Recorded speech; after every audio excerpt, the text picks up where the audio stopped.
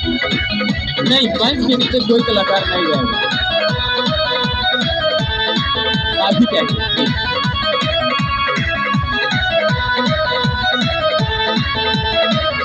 पतली कमर हर किसी नजर दिल कैले बचोरी हो भारी कचरा के धार लहके जान मार पाड़ू रूप के कटोरी हो हम हाइले हर पतली कमर हर किसी नजर दिल कैले बचोरी हो